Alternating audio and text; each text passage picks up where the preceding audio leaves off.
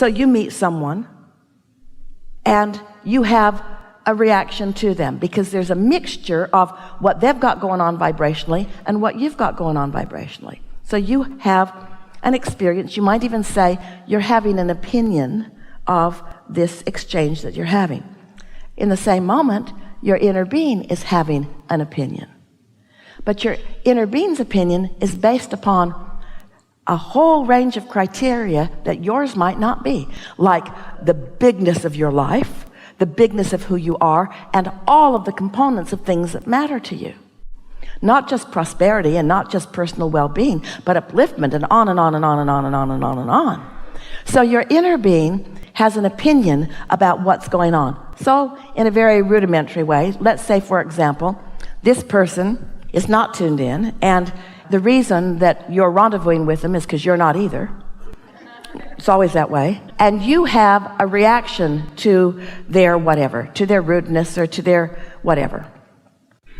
Well, the reason that that feels like it feels to you is because your inner being simply loved them and understood them and called them to their highest good. And the fact that you didn't leaves you feeling the absence of harmony or the offness of the calibration. In other words, you calibrated with the physical world. You didn't calibrate with your spiritual world. You didn't calibrate with your source. You can't be angry and be calibrated with your source. Well, the nice thing is, the more you meditate and the more you deliberately calibrate, the more you'll catch it in the early subtle stages. So when you're off a little, you can adjust it before law of attraction gets hold of it and momentum gets underway and it gets out of hand. That's why beliefs get out of hand, is because you calibrate and then you attract and then you say, see, it is true. And then you join groups and you talk about what happens and you calibrate more until you have this argument around the world about what truths are. And we say, you can make anything true that you focus upon because the law of attraction will bring you the data about what you're offering as a vibration. So do you want to make hate true or do you want to make love true? Do you want to make your balance true or do you want to make your imbalance true? Do you want to make your love true or your hate true, your abundance true or your lack of abundance true? You get to choose what it is. Your inner being already knows what you want and is always true to what you want. Other people in the world, that's not their job. It's not their job to be the calibration that calibrates you to what you want. Now, there are a lot of people that do. Lots of ministers and mothers and teachers and friends really care about you, and they do their best to calibrate on your behalf. And when you hold one of them as your object of attention, it feels really good, but it makes you dependent upon things that are unreliable because they are few and far between. Those who will hold steady to who they know you really are when you're behaving in a way that is not who you really are. But your inner being always is there for you. Always is calibratable. Always it is possible to calibrate to your inner being. Well, we're using that word a lot. What do we mean by that? Resonate with it. What else do we mean? Sync. What else do we mean? Feel the emotion of it. Anytime you feel negative emotion, you're not calibrated to your inner being or to what you want. Anytime you feel negative emotion, that's just the way it is. You're calibrated to something else. You're calibrated to your rebelliousness. You're calibrated to what's wrong in the world. You're calibrated to what's wrong in this moment. And most of all, you're calibrated away from who you really are. So you're not replenishing, you're deplenishing. You're not in sync with who you are. You're not in the receiving mode, so good ideas can't flow. You're in the leave your wallet on the counter and drop your credit card between the slot and the floor and trip over your own shoelace and break your own teeth out mode. That's the mode that you're in.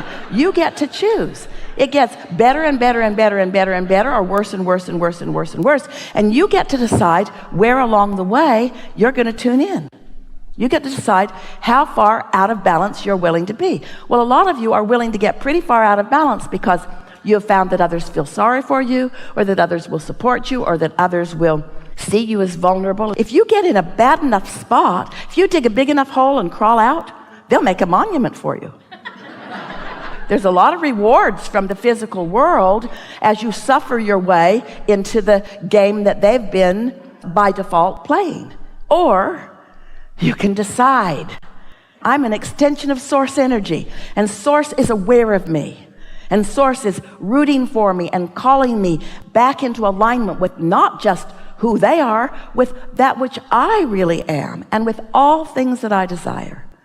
And as you care about it so that you meditate every day, and you care about it so that you do your segment intending every day, when you get into a situation where you're not feeling so good, and you ask yourself, as Esther did, the question, wait a minute, is this who I am, or is this who I am? Is this how I feel? Is this really the emotion that best depicts my feeling of my life? No, not even close. Is this? Yeah, it's that one. And so as you continue to make those determinations, what happens is it becomes such a strong part of your vibrational offering that then as you move through the world, that's the way the world shows itself to you. And there's lots of rebels who they'll fight you on that, because you'll say, wait a minute, this is what I see. And they'll say, oh yeah, but you're not looking in the right places.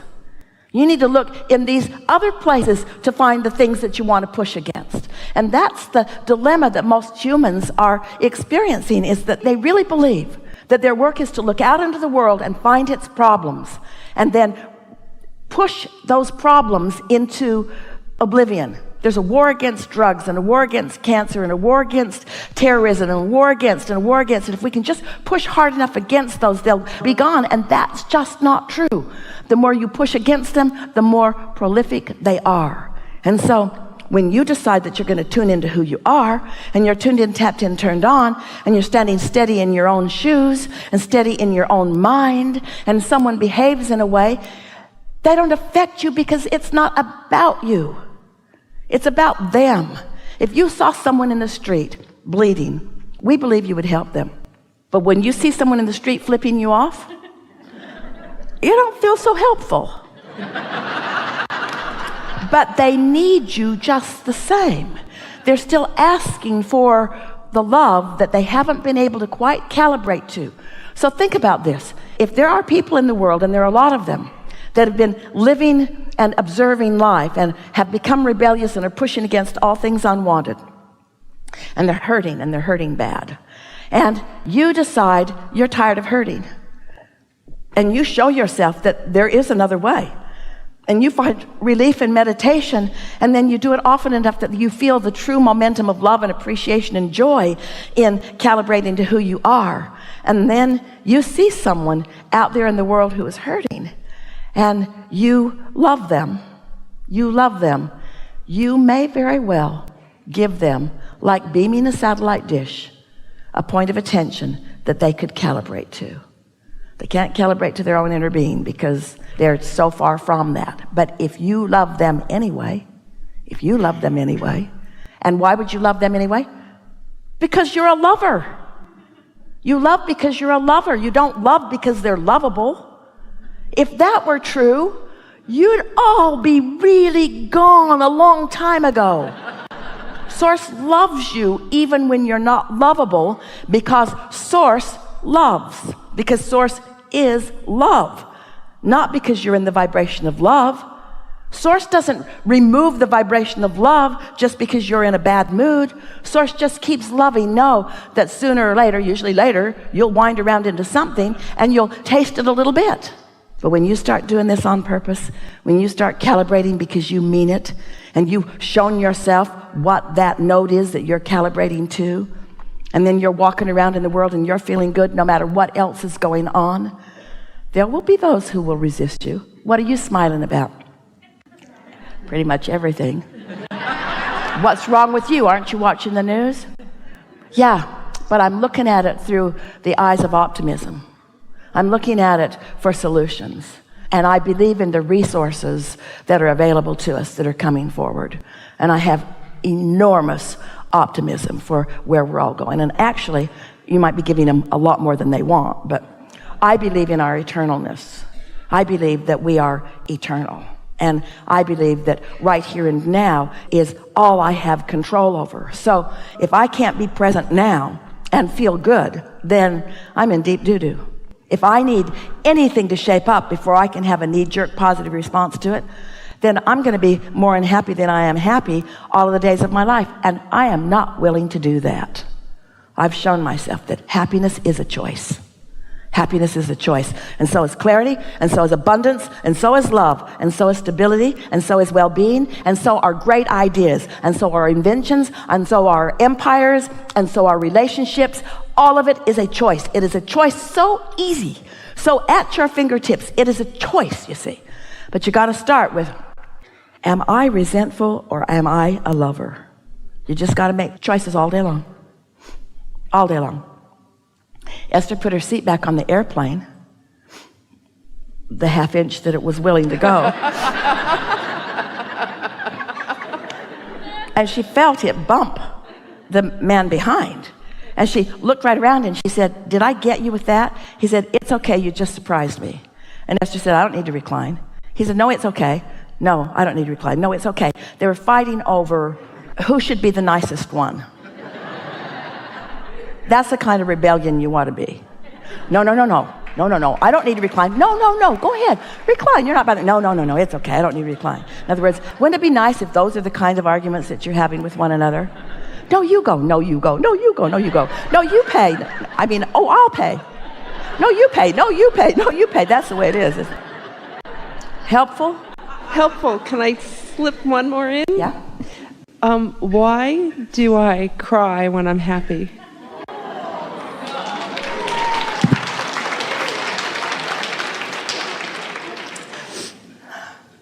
Prepare yourself. Okay. You're about to cry from sadness. No. You cry when you're happy because you have not calibrated yourself long enough or precisely enough to be in this moment ready for what it feels like when the whole of Source and all its love is flowing to you and through you. That's why sometimes people call it overjoyed. You're overjoyed. In other words, there's more joy than you have consistently calibrated to. So you might be calibrating to it in this moment, but you're really not quite ready for it. Not completely, you see. Really good conversation. Thank you.